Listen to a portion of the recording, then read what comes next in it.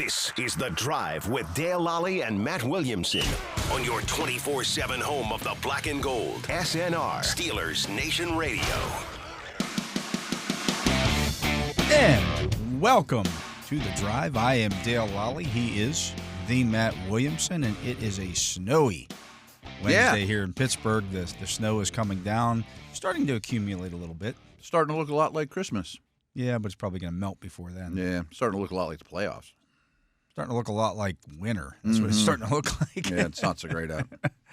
But, yeah, I mean, it's football-type weather. The Steelers are practicing today. They practiced outside in the snow. That surprises me. I guess they figured, hey, we're going to have to play through this kind of stuff. We might as well get used to it. And so they practiced in the snow today.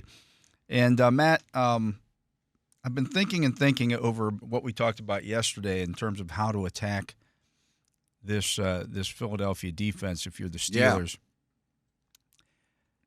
Yeah. And I don't know if you knew this or not. Russell Wilson in his career, how about this little nugget? I know where you're going. It's pretty impressive, too. Against teams ranked number one in total defense. Teams ranked number one in total defense. Yeah. He is 4-0 in his career. It's crazy. Yeah. Including a win in each of his two seasons in Denver. Yeah, not even like so these weren't Seattle. Legion of Boom. Yeah. Right. He beat the 49ers 11-10 in 2022. They were the number one defense in the league. He beat the Browns last year 29-12. Huh. Interesting. So the I thought Eagles, you were going to say he's 6-0 against the Eagles. Well, he's 6-0 against the Eagles, but I didn't know that was common. That to me doesn't 4-0 in their building. That doesn't resonate because that's like the Steelers haven't won in Philadelphia since 1965 thing. What happened? A regular occurrence. What happened in 1965 has no bearing. Of course. On this game. Yeah. It's just the fact that they just haven't won in that stadium, or haven't even won in that city. I do like your stat better that he against elite defense. Against elite figured out a way to win. He takes care of the football and finds a way to win, even if it's ugly, 11-10. Sure. I think it's probably not going to be 40-38. Unless I'm incorrect here, that would only be the second 11-10 game in NFL history. Oh, that I The first one was the Steelers against the Chargers. No, okay. Back in 2009 or whatever that was. Right. Obviously not a normal score. No, it's not a normal score, and so you probably got a safety in there.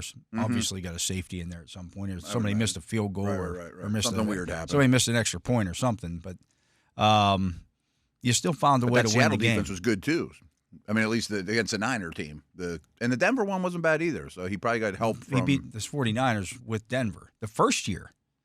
Oh, I thought he beat the Niners with Seattle. No, the first year he was in Denver. He did 2 years in a row. 2 years in a row. I gotcha. When Denver was a mess. Denver was terrible that year. Coach was fired in like week 5. Yeah. His first year. Yeah, it was a disaster. So, he goes into this game knowing you're not going to have George Pickens. Yeah. Knowing you're facing the number one defense in the league in terms of yards allowed. They're not number one in points allowed, but they're number one in yards allowed. But as I mentioned yesterday, some of that's been skewed a little bit by a couple of the really, really bad quarterbacks that they faced. Yeah. There's 2 games there where they gave up less than 200 yards against the Giants and Jaguars. When they were backup guys, right? When they were their backups. I still think, it's a good defense. I would say it's still a top 3 or 4 defense to me, yeah. I just don't know that by the season's end it will be number one overall.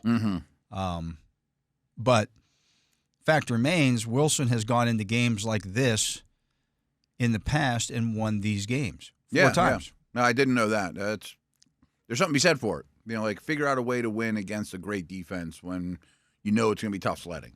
I think it's going to be tough sledding. I think one of the reasons he's able to do that is because something that we've talked about a lot. He throws touchdown passes. Even last week, it wasn't. And it doesn't turn the ball over very much. No, it wasn't the prettiest of performances last week, but he didn't turn the ball over, and he threw 2 touchdown passes. Yeah, it goes a long way. Absolutely. I assumed one of those was with Seattle. Hand it to Lynch, Legion of Boom, grind it out, Super Bowl type team. The fact he did it with Denver twice, considering those around him, even that second year, it wasn't like it was a great team. I mean, they got to about 500, but they weren't a super talented group. Defense is pretty good, but Yeah. There's just so much to be said about him being around the block. Yeah. And we say it almost every week, that he's the more you look into his career, the better it looks. The more you look into his time in Pittsburgh, the better it looks. And some of that's contradicted to the quarterback since Ben, too. Just having that guy that's played so much football in this league has immense value. It gives you the ability. The Steelers, as we know how to muck up a game a little bit and turn it into a rock fight. Absolutely. And I'm sure that's a goal in this one. But if he's got the big rock in that, they were doing this earlier this season. Mm-hmm. And the Steelers were getting into the red zone, and much of the time in the red zone, it was Justin Fields finishing off those things with runs. Right.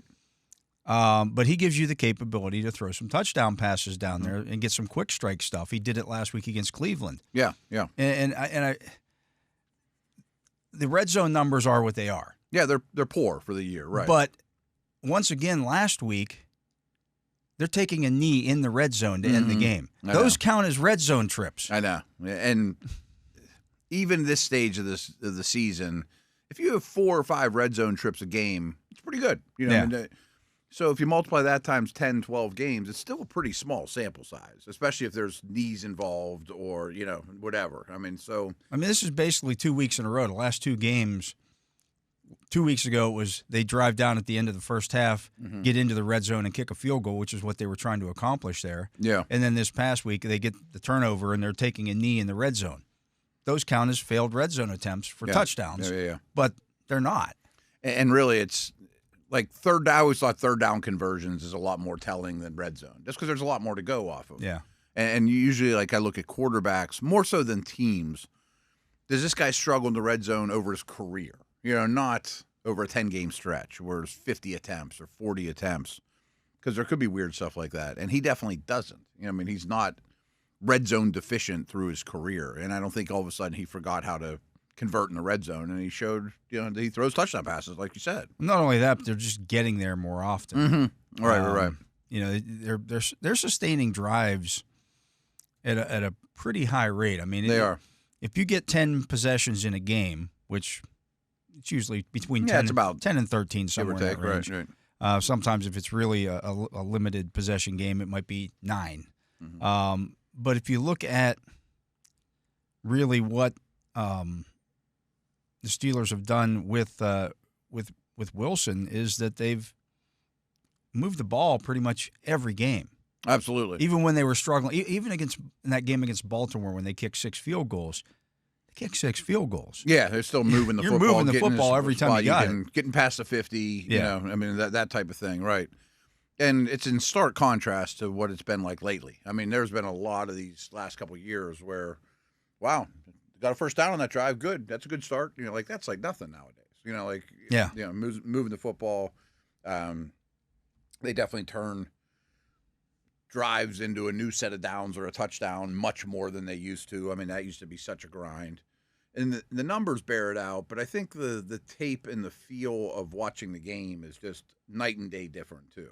It's just easier now. There's just fewer bad things that happen. The football goes to where it's supposed to go. Scheme's better, quarterback's better, line might be better, Yeah. And it's still going the right direction, I think. Right. It still has work to do. It's far from a perfect offense, but I like the trends that they're going, especially once Pickens returns. Like last week against Cleveland, again, 4 red zone trips. The week before that at Cincinnati, 4 red zone trips. Okay. Now, there was the game at Cleveland. You only had 2, but the week before that, 4 red zone trips. In the second half of that Cleveland game, too, there wasn't a whole lot of – football wasn't moving a whole heck of a lot either. At Washington, 4 red zone trips. At the Giants, 4 red zone trips. Against the Jets, 6 red zone trips. Yeah. They've been pretty consistently getting them into the red zone on a regular basis. Yes. They do move the football. And even if those are non-touchdown drives, that's still 12, 15 points worth of bars. Which, with this defense, makes you tough to play against, Let's just get into him real quick, because some of his stuff's crazy. His stats right now are nuts. They are, especially if you really put into context the 3 misses. Like, it's easy just on paper to be like, well, he missed 3 field goals. One was blocked. You could make the argument right now that he is having the greatest season an NFL kicker has ever had. Yeah. I know Mark Mosley won the MVP once, but that was a strike-shortened year. There was all the scabs around, all that stuff. So right now, he's on pace still to set the all-time record for made field goals in a season. Yes. He has 36. He needs to get to 44 with 4 games left. Okay. Like his chances, right? Yeah. So I looked it up. The record holder for makes in a season, I got to find this now. I just wrote all this stuff today. The record holder in a season is David Akers in 2011. Oh, I remember that. He was like fantasy gold. He made 44 field goals that year. Okay. He attempted 52. Yeah. So he had 8 misses that year. Yeah, they probably had red zone issues, Here's the thing. Boswell's got 11 50-plus yard field goal attempts or field goal makes. That's the second most all time. I would say that's behind Kai Fairbairn this year. This year, he right? has 13. This happens to be run this year, yeah. But he's 13 of 16 from 50-plus. Fairbairn is. Yeah. Which is crazy, too. He also 16 kicks, attempts. but he also kicks indoors. Yeah. So those 50-plus yarders might not be adding up much more going forward. But Boswell's probably going to break this record in way fewer attempts. In way fewer attempts. He doesn't miss. I mean, when he misses, they're very, very explainable. Both the misses were from distance, one with weather. I mean, crazy distance. And the third one was a block. The third one's a block. That's not on him. Anybody was getting that one blocked because it's not on him. And you mentioned the one thing, there was a couple things I wanted to look at here too. Second most in the season ever, those 11 50-plus, like you mentioned. But he's the third kicker in NFL history with 35 or more field goals in 3 or more seasons. Tucker did it once. I forget who the other one. Tucker's done it a couple times, but I mean he's hit 35 3 times now. It's a huge number. Yeah, it's a big number. He's already tied for the most in team history. Okay, the most makes with himself. With himself, right. He's doubling down. Yeah, he's closing in. The Steelers' single season record for attempts was by Roy Girella in 1973.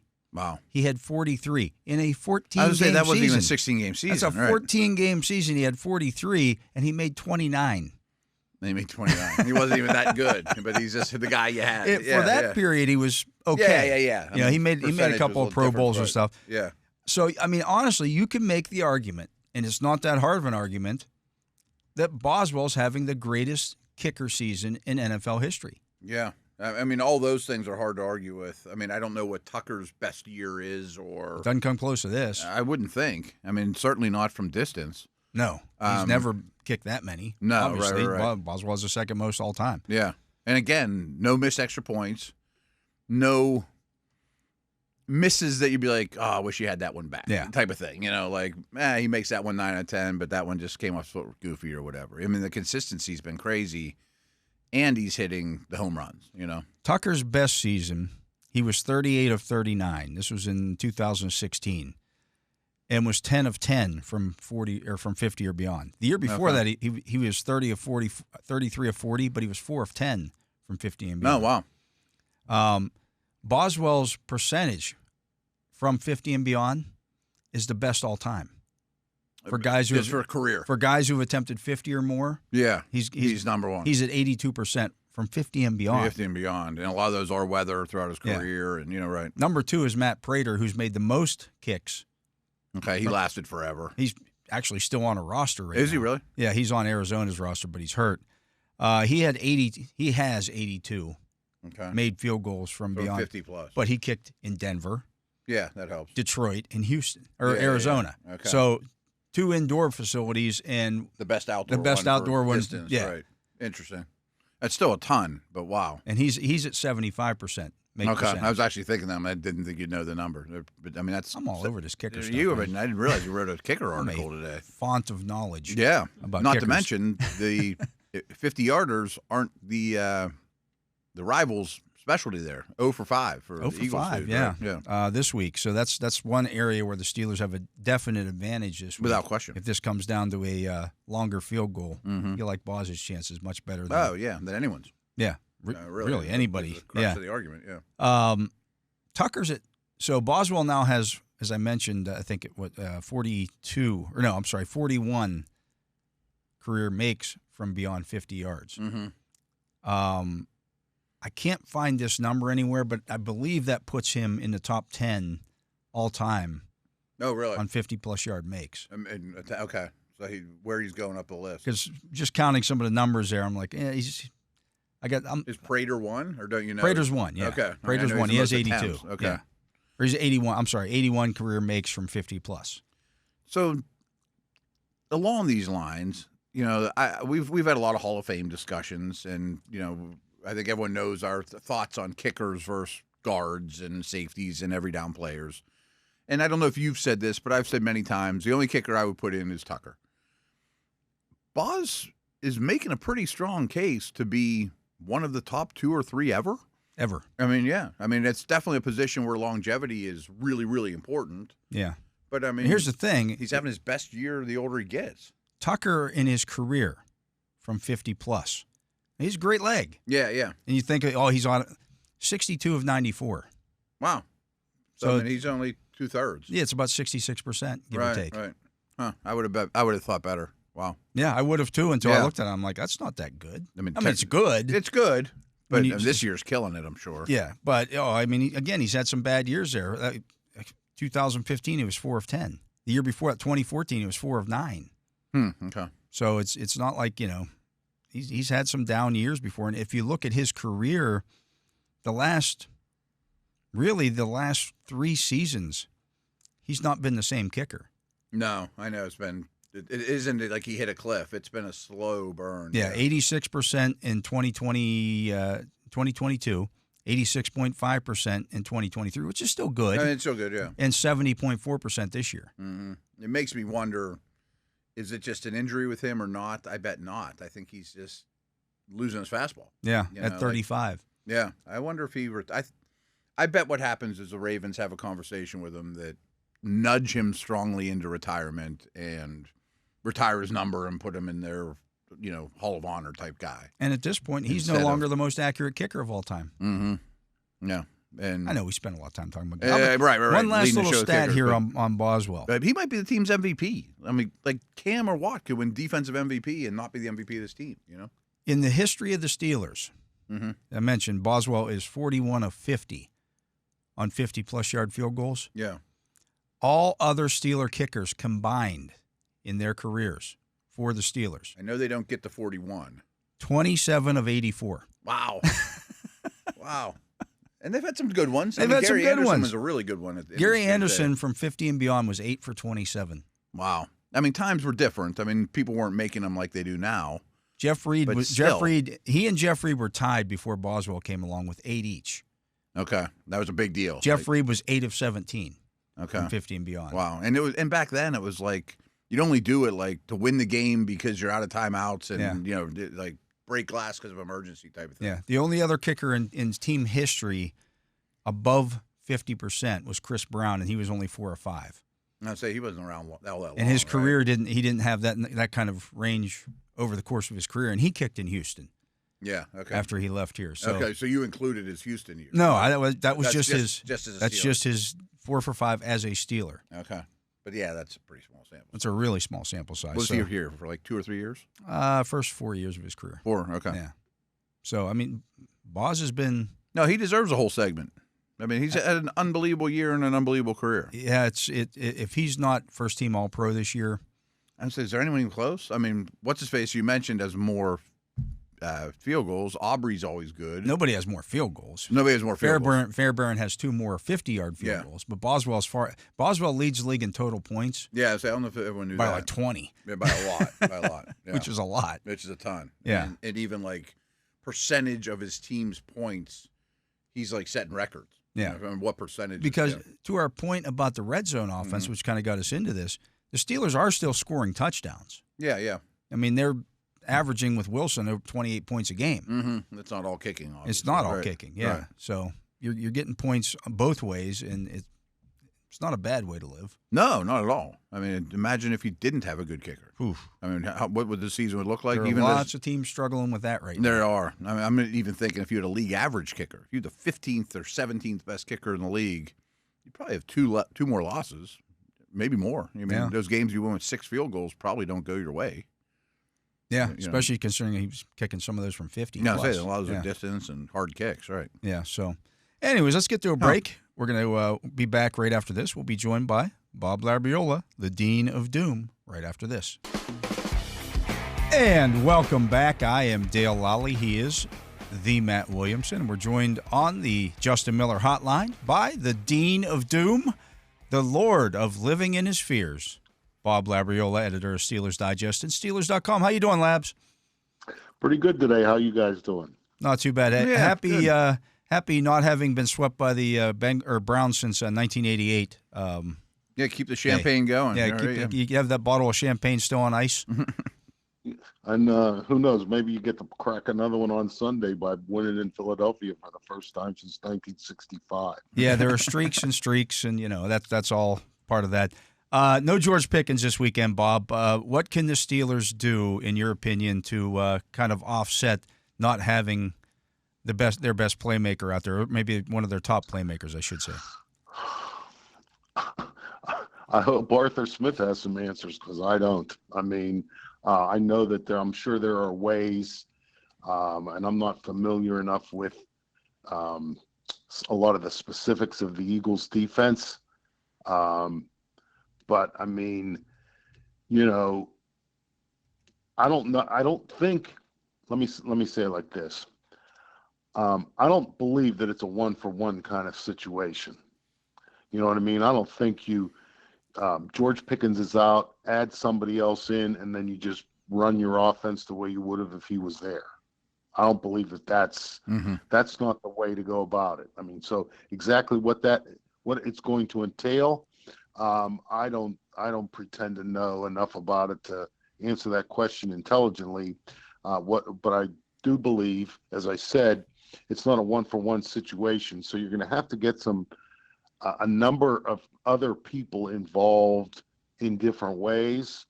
And I do like the fact that Mike Tomlin kind of ruled him out on Tuesday, because, I think that him handling it like that was as much a message to his assistant coaches and his players than it was informational for the media and the fans. I mean, and now everybody knows. Mm-hmm. You know what I mean? There's no, like last week, I thought that was really a tough situation, because you're thinking you got Pickens right up till about 3 hours before kickoff.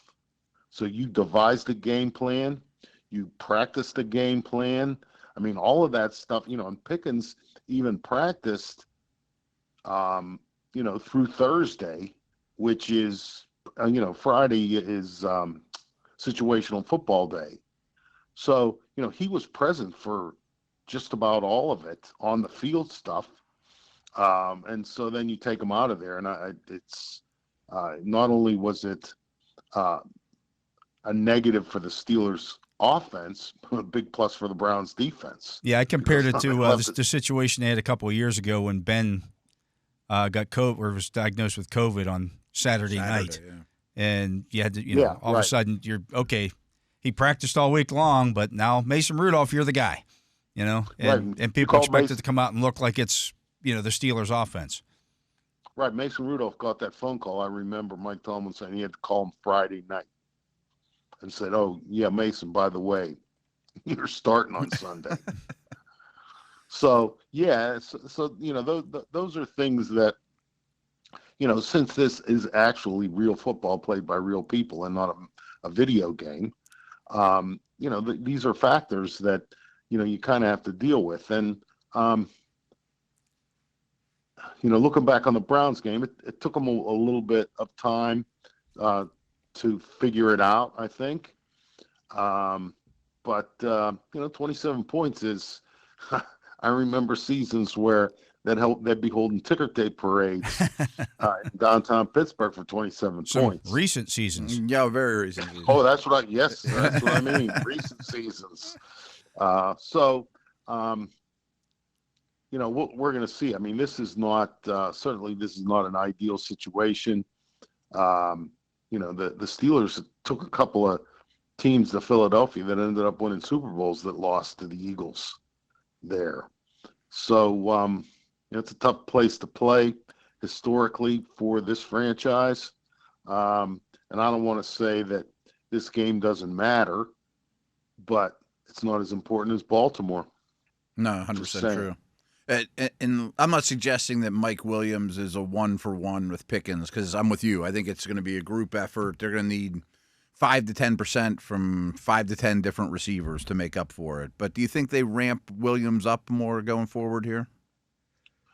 Well, I mean, I don't know that. I don't know.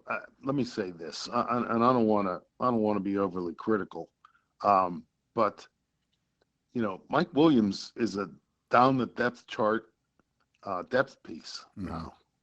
I mean, that's the kind of player he is. I believe if it was just a matter of ramping him up, he would have been targeted more than one time between his first game with the Steelers, which was in Washington against the Commanders, and last week's game against the Browns. I mean, Russell Wilson is way too inclusive of a quarterback when it comes to distributing the ball for him to be ignoring or not seeing or anything with Mike Williams, except he's not getting open. I don't know that Williams is able to separate,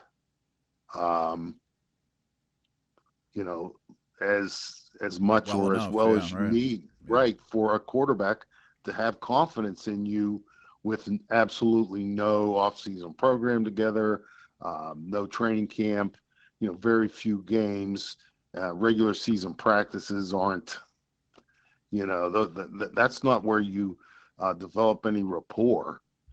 Those regular season practices aren't like they are at training camp or during the preseason or any of that stuff. So I think that we may have talked about this last week or the week before, but I believe that Steelers fans were so starving for the team to acquire a receiver that when the team finally did, the expectations for him were, they thought he was Brandon Ayuk, which he's not, or that caliber of an addition.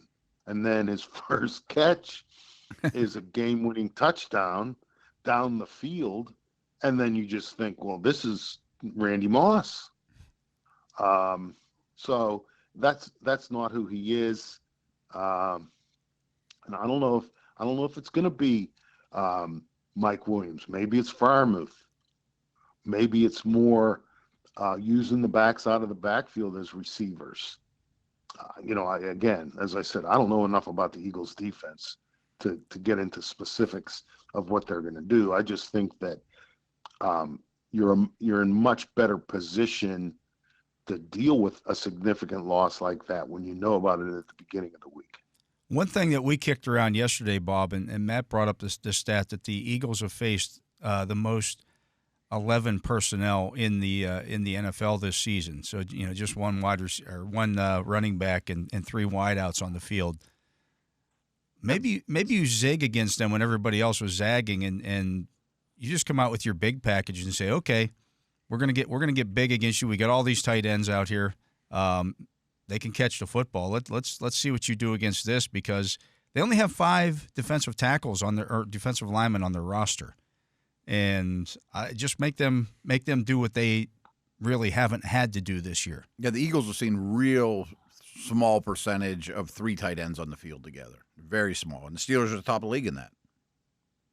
Well, I'm not discounting that, but let me say this: I do believe that.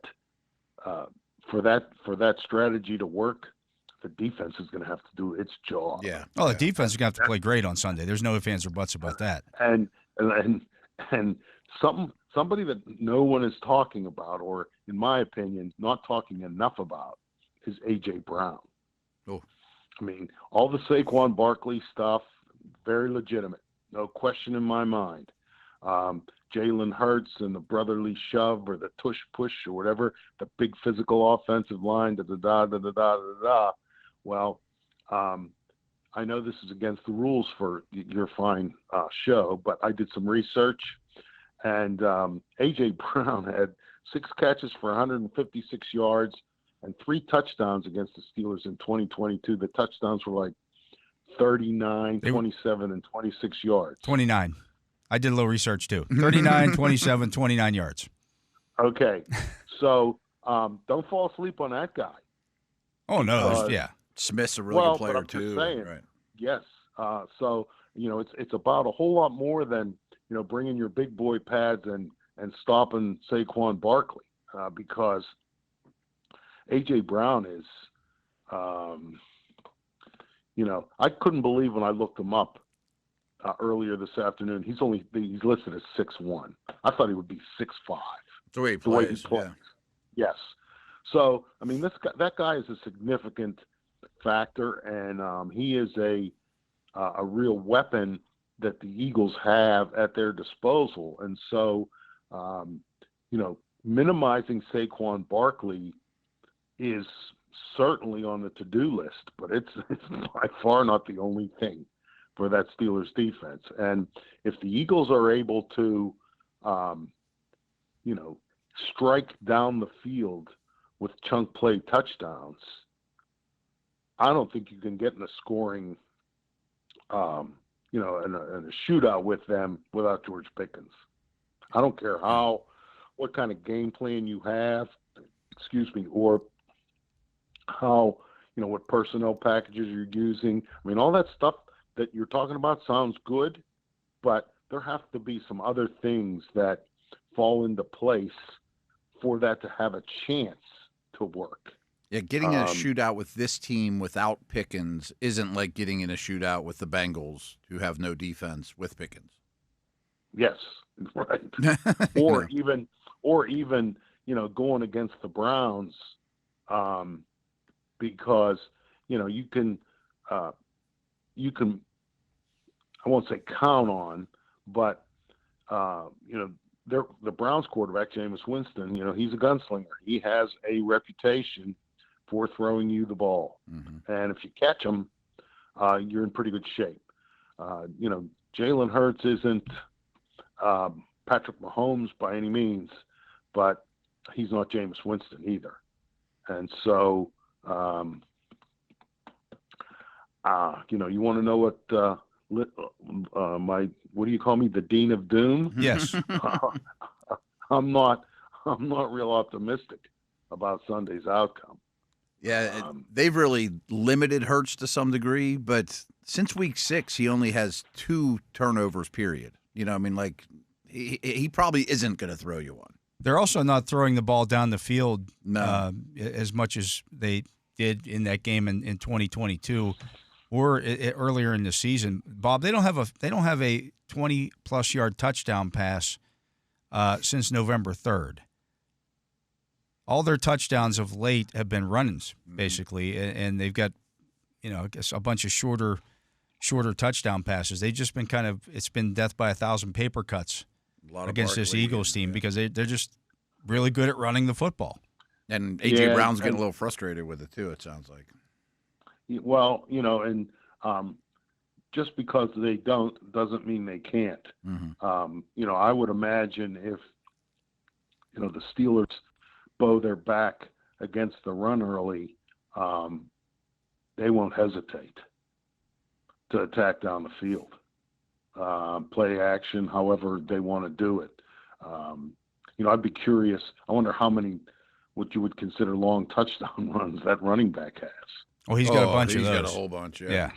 So, if you could do it like that, just turn around and hand him the ball and then, carelessly jog over to the sideline and slap, high fives with the defense over there as he's crossing the goal line, more power to you.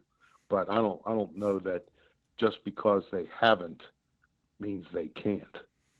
So again, this team to me is,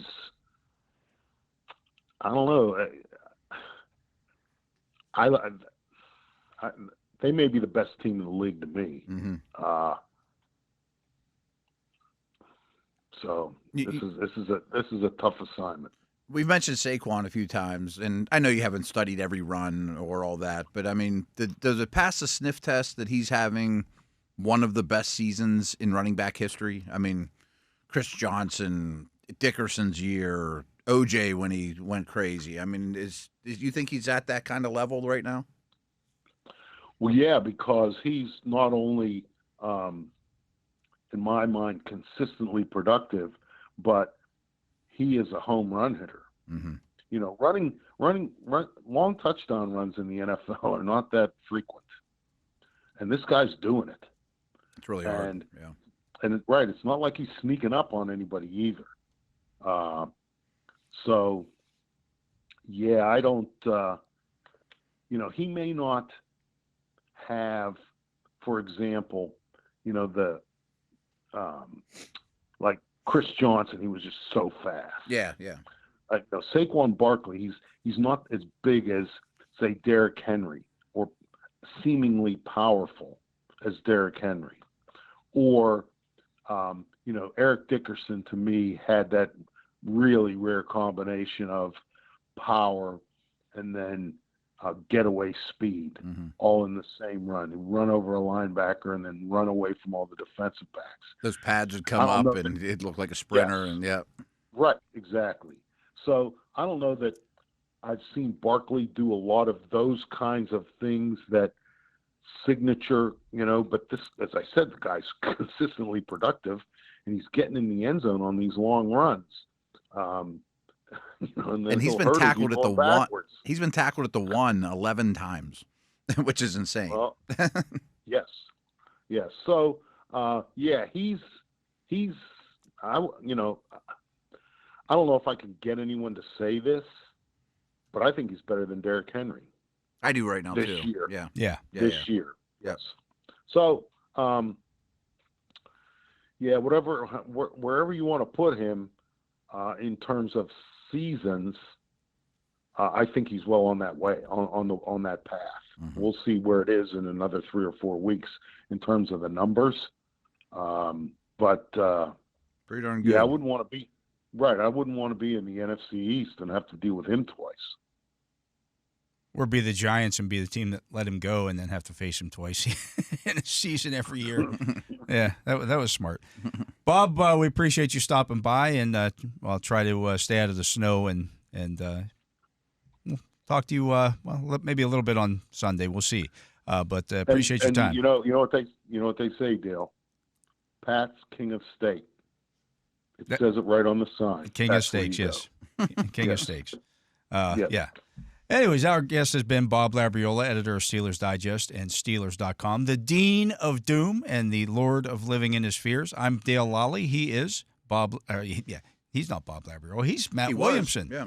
And we're going to take a break. Matt and I'll be back with more right after this. And welcome back. I am Dale Lolley. He is the Matt Williamson, and this is The Drive on the Steelers Audio Network. And Matt, Steelers-Eagles draws Allen X Crew this week. Oh, I didn't even look into that. Okay. So what's his reputation? They call the fourth fewest penalties in the league. Okay, good. On average this season. They worked a Steeler game earlier this year. That one was the one against the Raiders. 11 total penalties called in that game. Okay, you'll take that. That makes it a little more watchable. Yeah, that's about what his crew averages, about 11.6 penalties per game. If you look at it in terms of the breakdown, and this is the case for most officials. Sure. Holding is the one that they call the most. That's a common one, of course. And then, as it is for every other crew as well, it's after that false start. You have to call those. That's right. That's just 12 defensive pass interference penalties, which that's what I was curious. It's Porter's reputation of late, 0.92 per game, so it's not like they throw it a lot. Okay, I mean, you got some young corners in this game that can be a little grabby. I'm talking about Mitchell and DeJean as well as Porter. They're learning what you get away with at the NFL level. I was curious about that.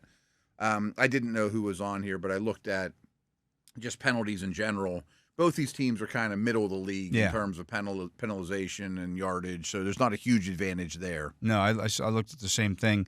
They've called 11 unnecessary roughness penalties, so 0.85. They've worked 13 games thus far this season, so that's their fourth most penalty. And then defensive offside, delay a game, 6 roughing the passer calls. That's significant. So keep an eye out for that. There's some good pass rushers in this game that could draw some of those. They've also called 4 offensive pass interference penalties, so you don't see that one called nearly as much, and so that's something to keep an eye on there. But nothing too crazy with his crew. They pretty much keep it pretty I expect this to be a pretty emotional and very physical game, and there's going to be a lot of eyeballs on it. I mean, it's probably the second biggest game of the week besides Bills-Lions. So, good. I'm glad there's not going to be probably, projected to be a lot of penalties. I wonder if A.J. Brown's offensive pass interference type guy. I could see Pickens being that type, but I don't see the other receivers in the Steelers. That's one thing. If you look at Lane Johnson, he's been called. He hasn't given up a sack this year, their right tackle, but he does have 5 penalties. Does he? I'm thinking a lot of those are for false starts. I'd say they early stuff because he likes to go early. Mm-hmm. So it's probably a longer conversation, and I won't explain it well, but some of the O-line nerds that I really listen to, Brandon Thorne and these guys that only study O-linemen, they praise Lane Johnson to no end, that he has invented some pass protection techniques that no one else has ever really done. That he's so athletic that he was able to do them where others couldn't. And a lot of them's with his start. I guess he has somewhat of a unique start out of his stance that can be quick. He's like right at the hair trigger of the snap. And so it's something to keep an eye on. I mean, he's a really different type of player than most big mauling right tackles. Yeah, and T.J. Watt didn't play in that 2022 game. He missed really? He missed that game. So I think he'll be one-on-one a lot. That's the thing. So if you leave him one-on-one with T.J. Watt, as good as he is, I said it yesterday, if they have 50 snaps against each other, he's not going to shut Watt out. No. I mean, if you only get 3 big plays out of him, that'd be great. Yeah. But I bet they leave him on an island more than maybe any one TJ fight battles all year. Because one of the things that as good as Mailata on the other side has only given up 1 sack. Okay. He's having a remarkable year, yeah. But Hurts has been sacked 36 times this year. Mm-hmm. And so some of that obviously is not on the offensive tackles, but it's coming from him running around behind the line of scrimmage. And he holds the ball. He pats the ball a little bit, too. Doesn't play in rhythm as well as he should, especially lately. And time to throw is high. It's the highest among really all starting quarterbacks. And so the higher the better. Mm-hmm. Yeah, I think that's going to be part of the goal. Yeah, at some keep point, him in there. Somebody's going to chase him down. Mm-hmm. So, I mean, Carolina did a good job with that, and they don't have Cam Hayward and Watt and Highsmith, and Yeah, so be interesting, something to watch here. If maybe Lane Johnson, if he is left on an island with T.J. Watt, maybe he just tries to get a little quicker start than usual. I bet he does. Because it's kind of his forte to begin with. The same thing with when Herbig's out there because he's a speedball off the edge too. All 3 of those guys have great get off. Yeah. So something to keep an eye on. That's going to do it for hour number 1 of the drive here on the Steelers Audio Network. Matt and I will be back with hour number 2 right after this. And we are back. I am Dale Lolley. He is the Matt Williamson. And it is time now, Matt, on the drive for the Fantasy Football Focus. And it being Wednesday, we'll take a look around the league here. Who's in, who's out. Trey McBride. Oh, and there's nothing wrong with him. Knee injury, limited at practice on Wednesday. Okay. That's a big deal. Yeah. Needs to get in the end zone, but, I mean, he is one of the top guys. I did a Dynasty podcast today, and we were talking about Brock Bowers is considered easily the number 1 Dynasty tight end, but we came to the conclusion McBride would be our number 2. I mean, he's got a bright future. Yeah. Tyler Boyd with a foot non-participant on Wednesday for the Titans. Will Levis, officially a full participant on Wednesday. He's dealing with a shoulder issue. Well, they want to play him as much as possible just to evaluate him further, of course. Nick Folk, Tennessee's kicker, absent from practice on Wednesday with a groin injury. Yeah, a groin injury. Good groin injury. Also, no Tony Pollard. He's got an ankle. I've been seeing all these waiver wire things. Pick up Spears if you can, and I didn't realize there was something wrong with Pollard because I was just reading about it before we hit record. Pollard was really been the early down back. Spears has been getting all the routes. So if you can marry the 2 into Spears for even for 1 week, that could be massive. Yeah. I don't know if Spears is quite the runner, though, that Pollard is. Oh, I don't think he is. Yeah. I don't think he is. I just think his opportunity could really spike, on early downs.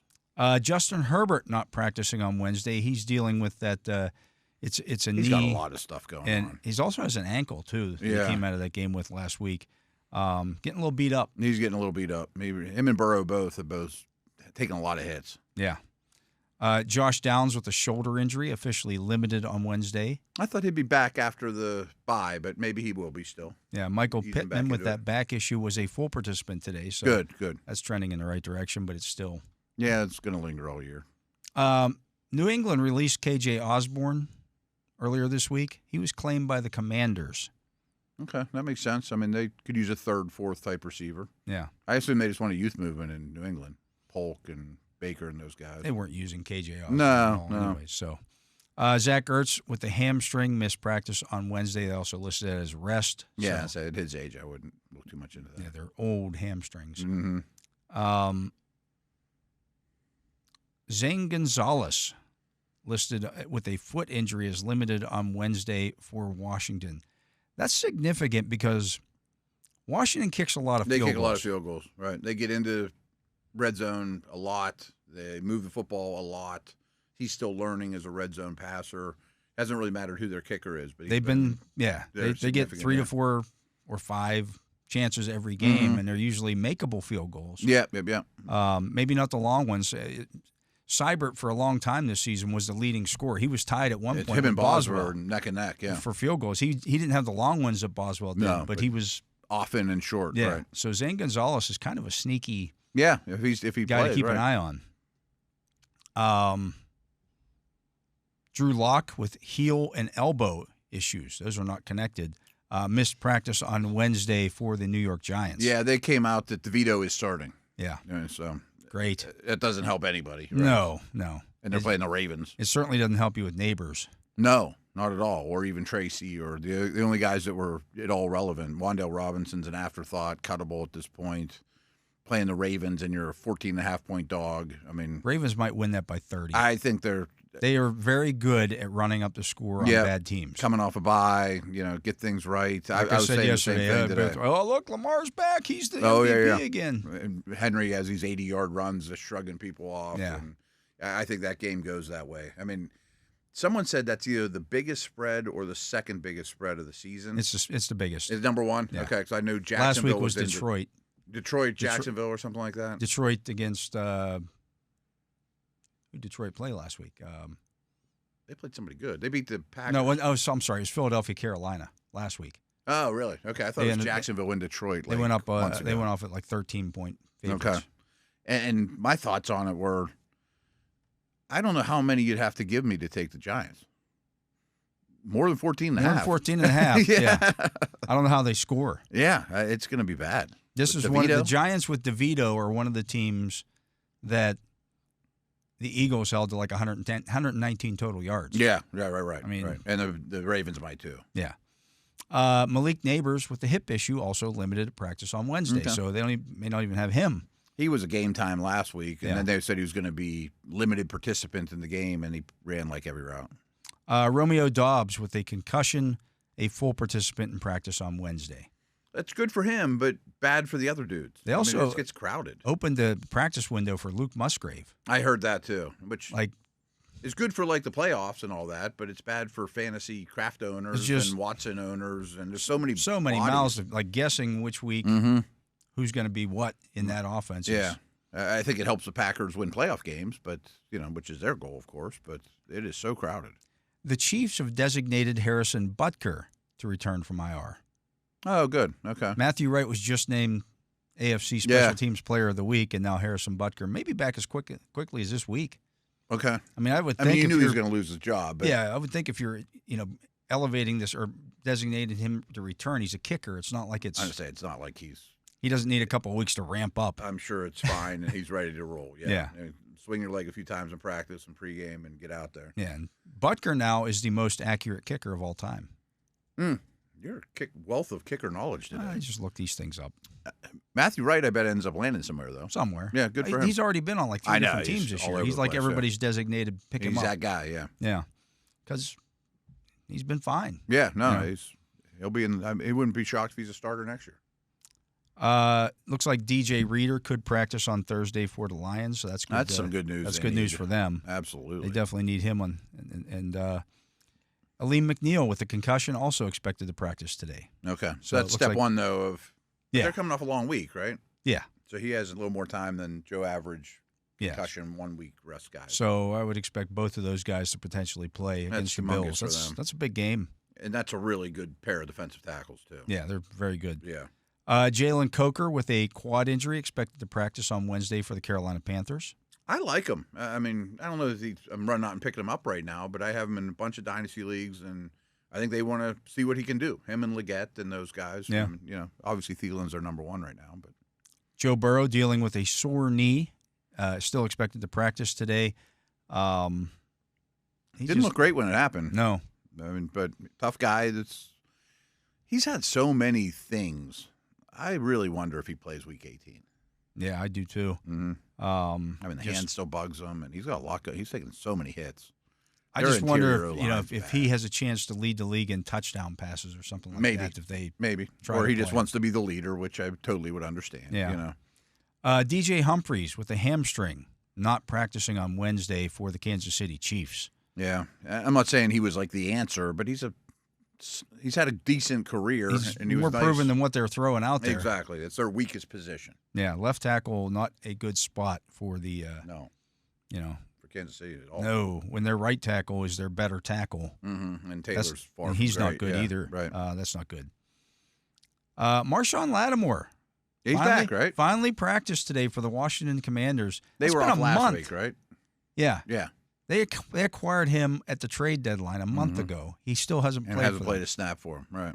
That's a nice addition to get, though. Yeah. For the stretch run. I think they'll probably be in the playoffs. Oh, maybe this is why the Commanders went out and claimed the receiver. Yeah. Osborne. Noah Brown suffered serious internal injuries and could miss the rest of 2024. It was originally thought to be a rib injury. Now seen to be more serious than that. He's been starting for them. I say he's kind of should be a 3, but he's a 2 for them. Yeah. With McCaffrey. That makes sense then adding Osborne.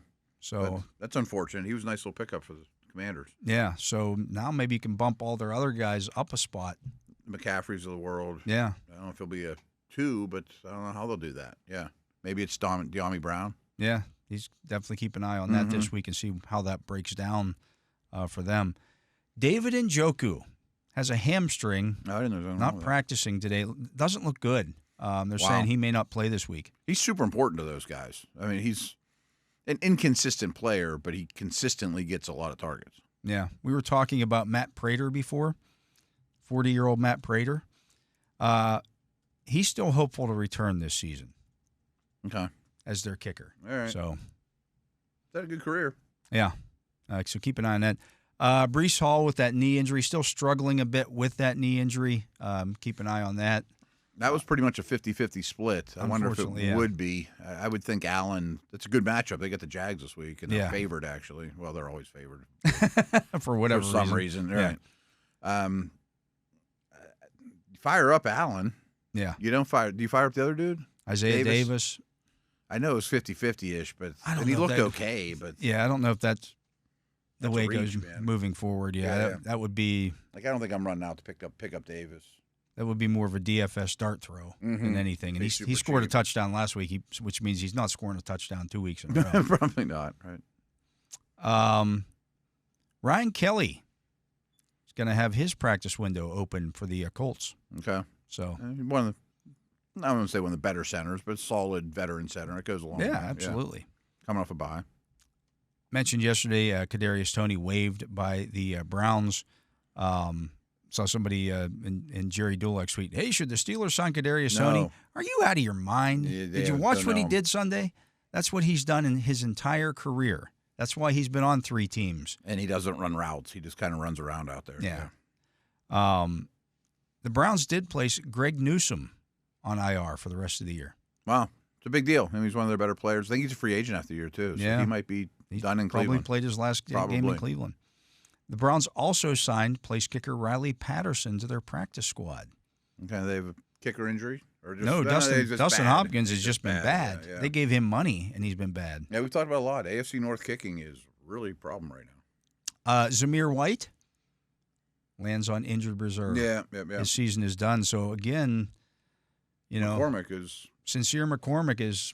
I think he's closer to like an RB2 now than a dart throw type dude. Yeah, they're just going to see what he is. Run it out there with him. Why not? I mean, you'd love not to have if you could not have a running back need this offseason, that'd be great. They have so many others. Yeah, I mean, you can find running backs, but yeah. They don't have to waste a third-round pick on a running back, although this is a great running back It's draft. a really, really good running back draft. Yeah.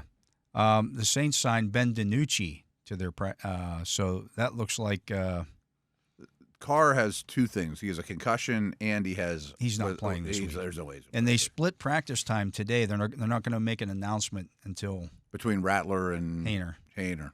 Ugh. Neither one are great. No. I mean, I think that hurts Kamara. That hurts. It hurts everybody. I mean, they're not going to score many points. No, they are definitely not. Yuck. Yeah, so that's where we're at with all the injuries and stuff at this point.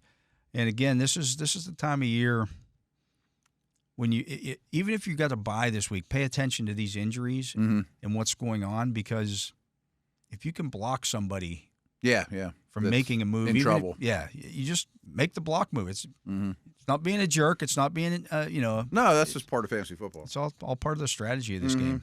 Yeah, the bottom of your roster this time of year is important, but it's fine if it's fluid too. Yeah, just keep churning guys out and dart throws and. Okay, I picked up Garendo and now he's out. Move on, give me somebody else. Even if you're playing defense. Absolutely. But let's get to a break. All right. That's going to do it for the Fantasy Football Focus. Matt and I'll be back with more right after this.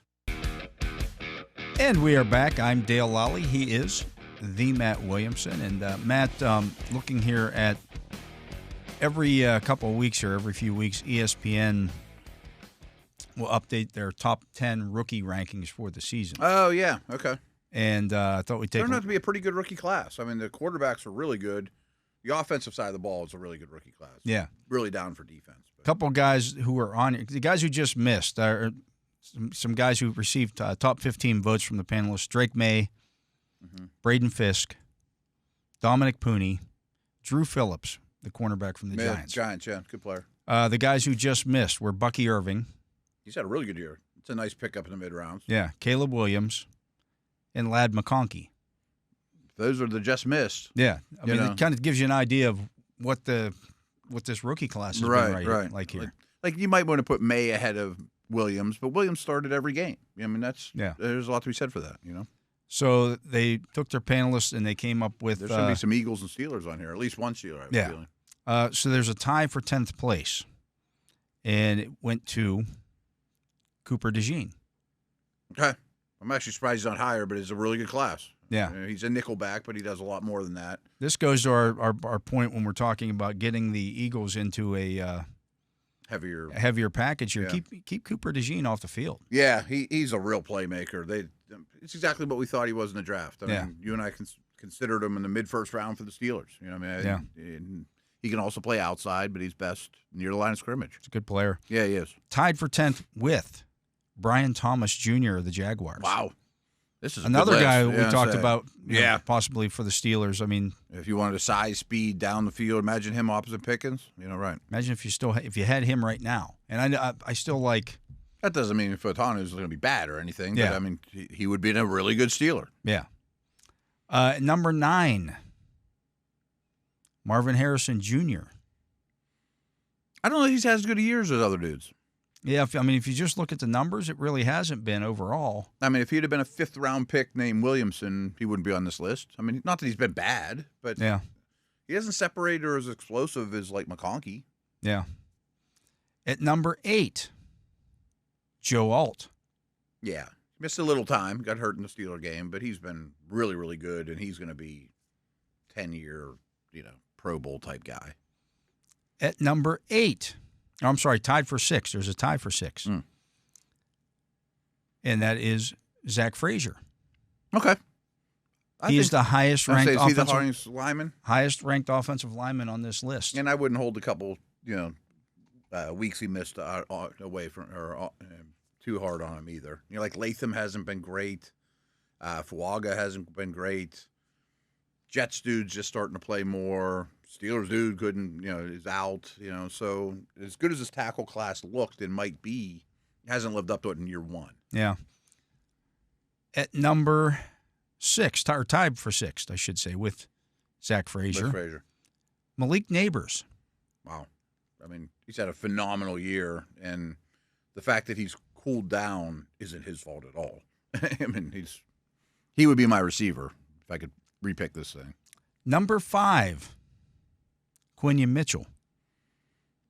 I don't think he'll win Defensive Rookie of the Year. I'm sure there's another name coming up, but I think he's a clear number 2. The one thing that he plays a lot of. The one thing that the Eagles cornerbacks don't do is they haven't taken the ball away. No, they don't have an interception by a cornerback this season. No, you had some interesting. There's a lot of interesting stuff about their takeaway stuff too. Like I forget what the stat you mentioned. They had 22 forced fumbles this year. They've only recovered 7. Yeah, terrible fumble luck. Yeah, but they don't hardly ever turn the ball over either. You know, Hurts has not thrown a lot of picks, but you're right. Their secondary doesn't have many picks collectively. He has 10 pass breakups and no interceptions. No interceptions. He's taking the reservation, right, but he's not keeping the reservation. Maybe that comes year 2 or whatever, you know. Number 4, Bo Nix. Sure. He's had a really good year. Keeps getting better.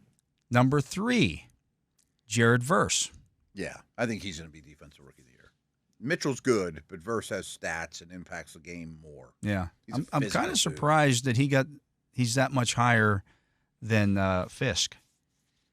Yeah, Fisk has been pretty good this year. Are all quality. I get it, but Fisk has been pretty real good. Yeah, I almost said that when you said he's a just miss. I'm like, wow, he couldn't crack the top 10, but top 10 are really good. It's a good list. Yeah, top 10's really good. Number 2, Jaden Daniels. Okay. Number 1, Brock Bowers.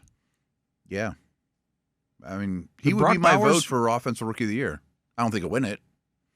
I mean, it's going to be a quarterback. Probably. But he's been unbelievable. And Daniels has 2,800 passing yards, 15 touchdown passes, 590 rushing yards, and 6 touchdowns. Okay. So, I mean, he's been impactful. He's been great. Yeah, and they're 8-5 and, you know, all that good stuff. He's not loaded with guys around him either. Nix has 2,800 passing yards, 17 touchdown passes, 304 yards rushing, 4 touchdowns.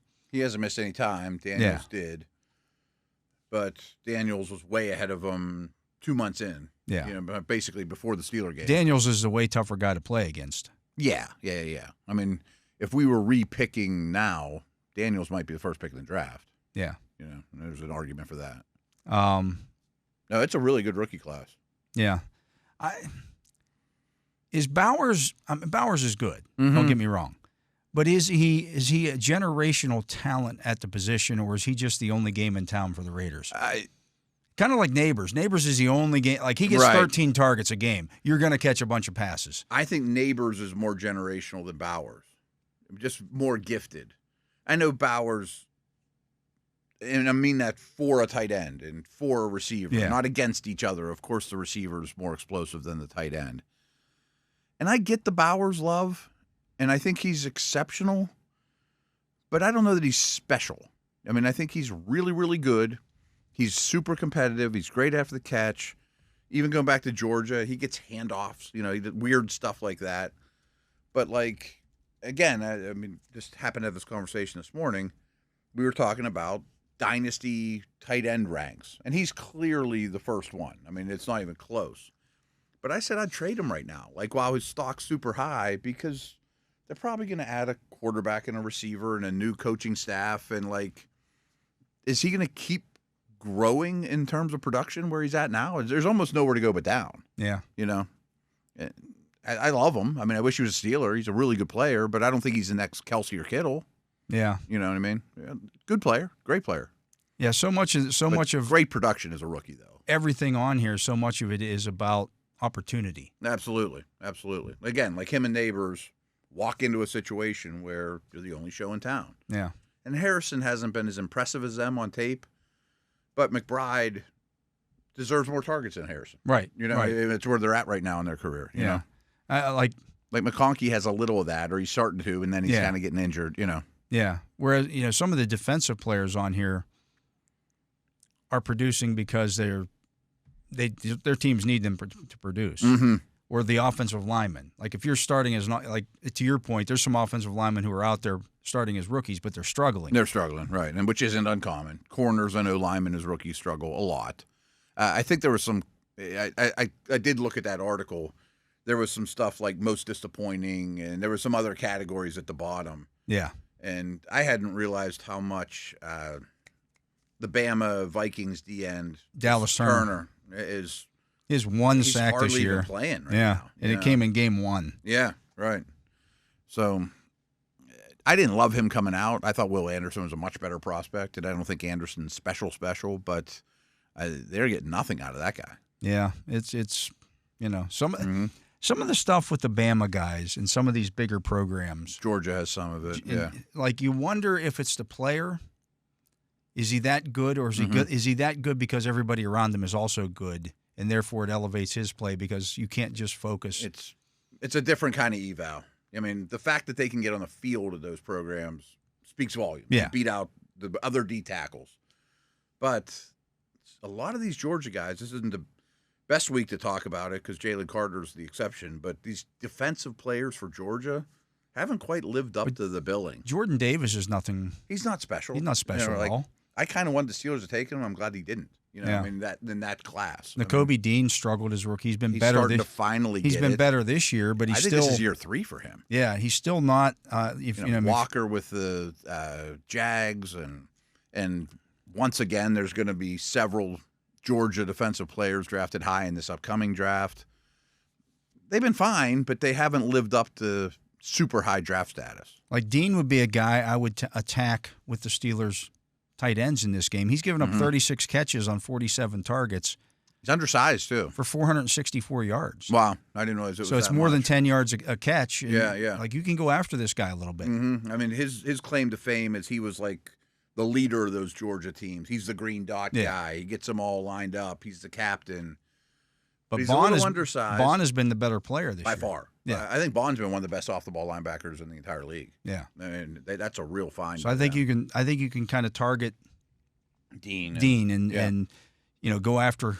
Again, we want to go big and keep not Carter on the field, but Davis on the field. Like wear these guys out. He's not used to playing a bunch of snaps. No, and his pads can get high. I mean, he's really physically imposing, but he's a work in progress, and he's never played snaps going back to Georgia. Yeah, and then the other defensive tackle for the Eagles is Milton Williams. I like Milton Williams as an athlete.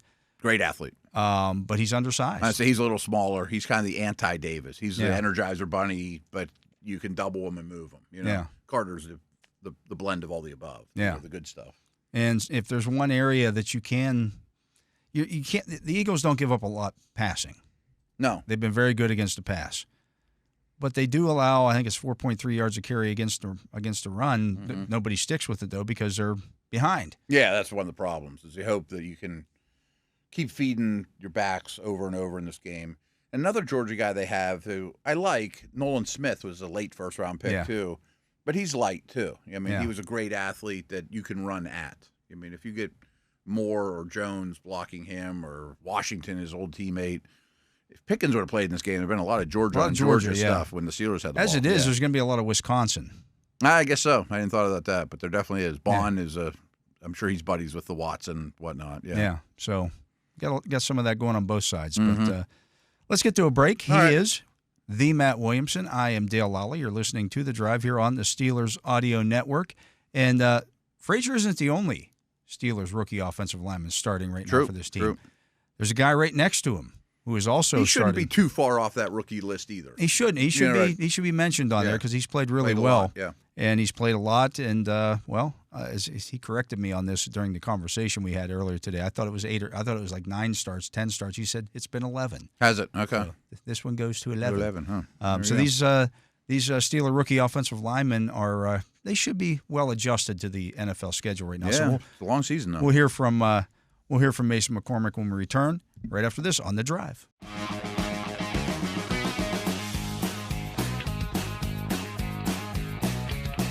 Welcome back. I am Dale Lolley. He is the Matt Williamson. And Matt, kind of one of the, we've talked about it a lot on this show, but the two rookie offensive linemen starting for the Steelers, I think one of the big reasons people ask about why the improvement from the first time around against the Browns to the second time around. And I think part of it was largely because,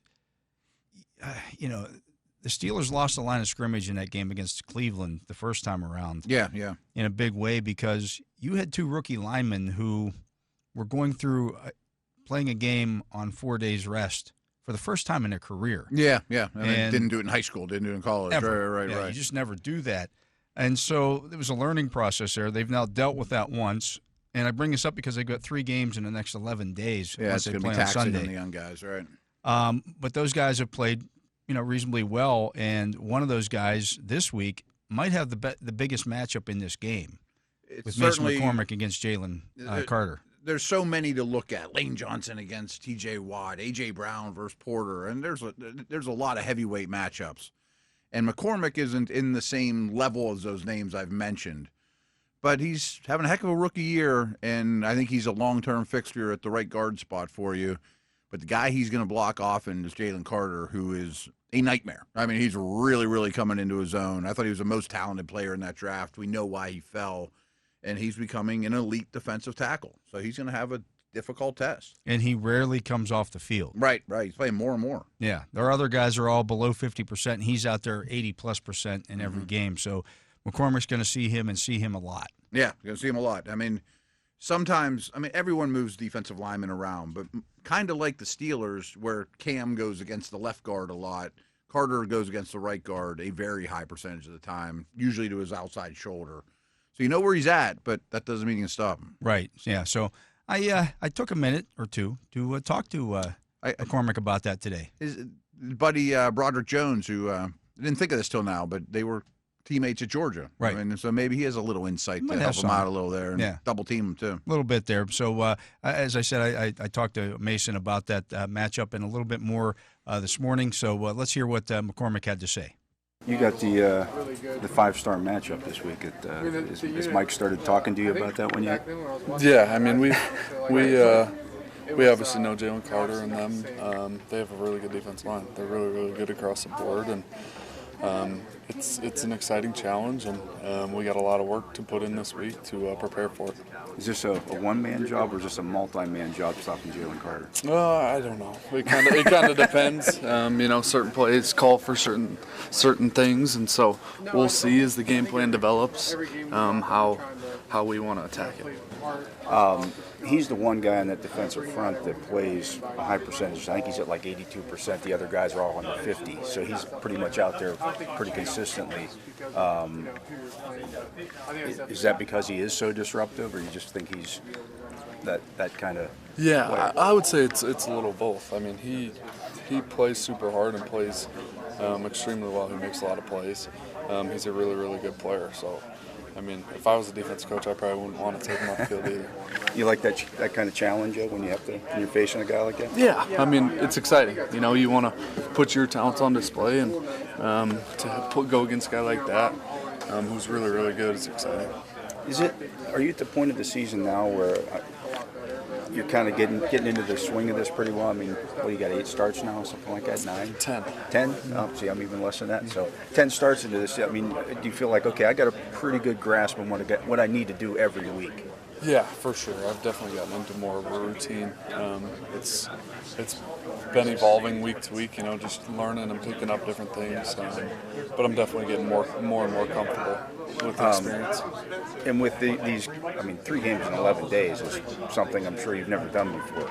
Most people haven't. Yeah, no. Having that kind of comfort level, or at least knowing what you need to do personally on a personal level, does that help in that kind of situation? Yeah, I try not to look too far forward with that stuff because you just never know how a game's going to go. Some weeks you might be super sore, the next week you might not be sore at all, and so it just kind of depends how the games go. Obviously we're going to look to take care of our bodies and just keep growing as the season goes. Is it cool kind of going through this with Zach at the same time? You guys are both kind of in the same, and really Broderick on the other side has just basically gotten just over 17 starts in his career as well. It's kind of all new for all you guys. It's really cool, playing with Zach and Brod, both young guys like myself. It's been really cool to grow and evolve in this game together, and I think we can just keep stacking and keep getting better. Good things will happen. Thanks, man. Yeah. Appreciate you. Thanks. That was Steelers guard Mason McCormick with me earlier today, talking about the matchup against Jalen Carter and, just where he's at in this rookie season. Yeah, and as great as Carter is, McCormick's going to have to get used to these type of dudes. You know, I mean, like the college he came from isn't the SEC, and this is the NFL now. There's a lot of freaky defensive linemen in this league that he's going to have to deal with. And I like his chances. I mean, I'm talking big picture. I mean, I think I love his playing demeanor. It won't be just him. I mean, I'm sure if you're going to double team, you're probably going to help out him there as much as you possibly can. Yeah. So it'll be interesting for that matchup. We'll see how that one goes. But Matt, that's going to do it for the show today. Yeah, good stuff. Absolutely. So for my partner, Matt Williamson, for Justin Miller here on site running the Justin Miller hotline and making sure we stay on the air, and for Tyler Vittmeyer making sure our video gets out there on YouTube. Check that out there. I am Dale Lolley. We thank you for listening to this edition of The Drive on the Steelers Audio Network. Steelers football happens here. The Pittsburgh Steelers Audio Network.